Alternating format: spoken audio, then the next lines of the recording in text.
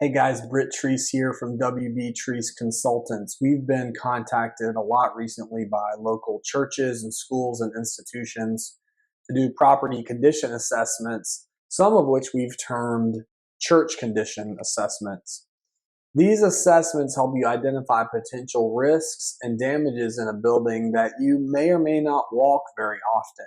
There may be certain parts of it that are dark, that are dank, that are hard to access. We're going to cover all of it. This church condition assessment is going to evaluate physical components of the building and help you budget and plan for replacements.